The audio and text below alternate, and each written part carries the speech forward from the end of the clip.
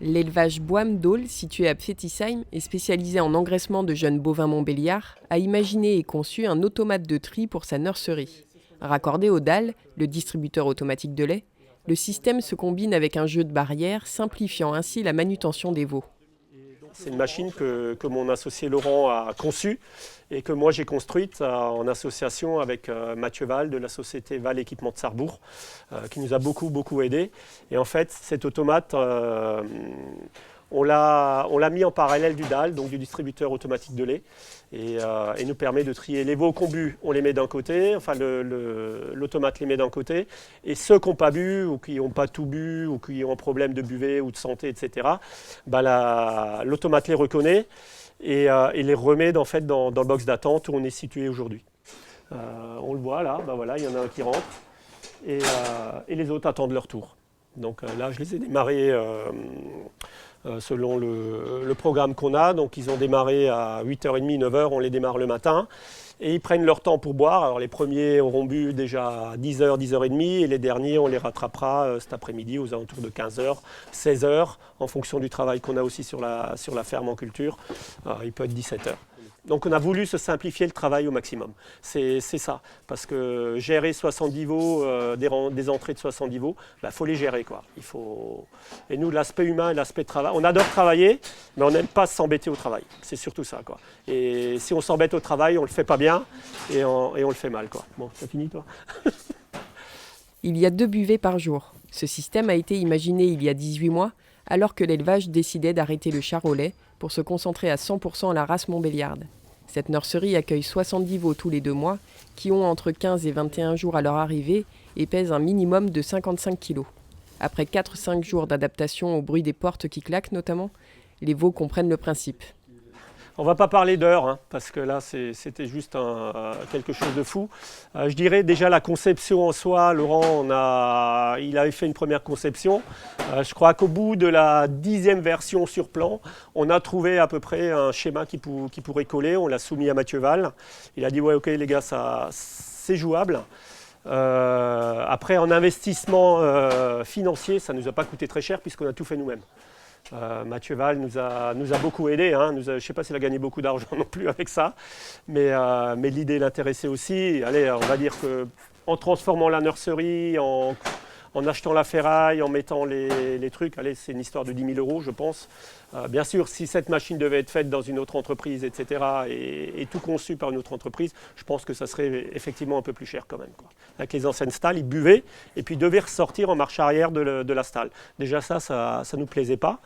Et puis après, on s'est dit, bon, comment est-ce qu'on peut gérer cette histoire de veau, qu'a bu, pas bu, etc., pour éviter de courir dans toute la nurserie. Et là on s'est dit, tiens, s'il a bu, le veau, il part toujours en marche avant. Donc il faut lui libérer l'espace pour partir en marche avant. Donc effectivement, c'est la porte qui est devant, là il y a là où se fait la tétée, qui s'ouvre, et il y a un petit couloir en fait pour faire avancer le veau, quoi. Donc qui est opaque de part et d'autre. Il y a juste effectivement la porte, et ça l'insiste à partir en fait en marche avant dans le box qui est vide en face de lui. Un jeu de faisceaux lumineux engage l'ouverture et la fermeture des portes, puis les antennes relais du DAL détectent la puce à l'oreille de l'animal. La désinstallation de l'ancien système a nécessité quelques réaménagements dans ce bâtiment qui n'a cessé d'évoluer depuis sa création en 2009-2010. Au début, c'était une ventilation statique, donc avec des rideaux qu'on ouvrait, etc. Ça ne nous plaisait pas parce qu'en termes de régulation, il fallait être là, on n'avait pas d'automatisme pour gérer ça.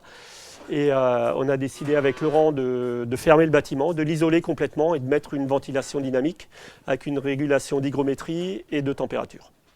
Et depuis qu'on a ça, je vous avouerai quand même qu'on est beaucoup plus tranquille. On n'est pas embêté, qu'il fasse moche dehors, etc. Et ça se régule la régulation, elle gère tout et ça va bien. Qu'est-ce qu'on a encore changé? On a un automatisme pour distribuer le granulé, parce qu'il y a aussi de l'aliment solide qui s'intègre dans le dispositif.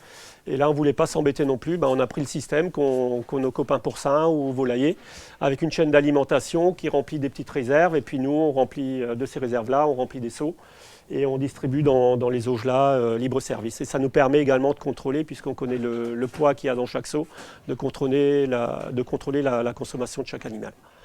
ou du lot. Donc ça, c'est les... La nurserie est le premier maillon de la chaîne. L'élevage compte plusieurs bâtiments avec une logique de déplacement des bêtes par lot tout au long de leur croissance.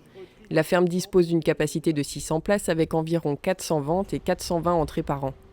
Entre 15 et 25 animaux sortent toutes les 3 semaines pour être livrés à Bigard-Cuiseaux, ce qui permet à l'exploitation d'avoir un flux régulier de trésorerie.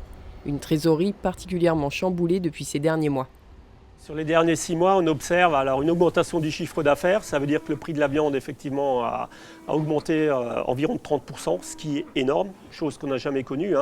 Moi, un prix moyen en 2020, en Montbéliard, c'était à peu près du 3,45 sur l'ensemble de l'élevage.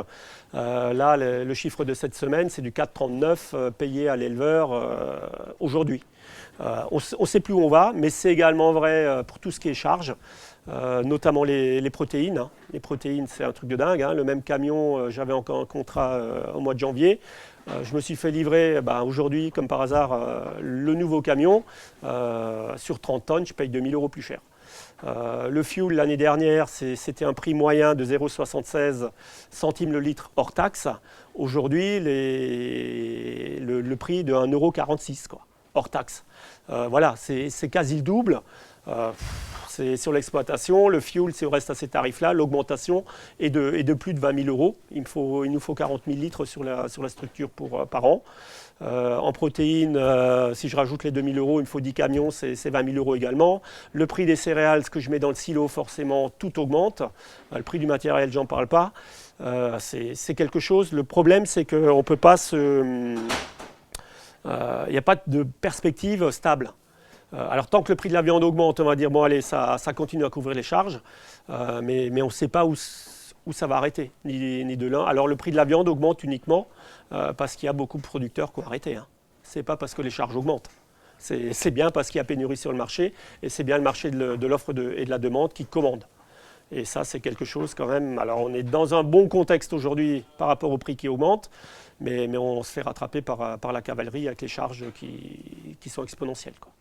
Jamais à court d'idées, les associés réfléchissent désormais à la manière de maintenir, garantir l'autonomie alimentaire de l'exploitation située à un peu plus de 70%. Cela passerait par un investissement en matière d'irrigation pour assurer des rendements. Et autre sujet de réflexion, l'énergie et notamment l'électricité, ils étudient actuellement l'intérêt de trackers solaires.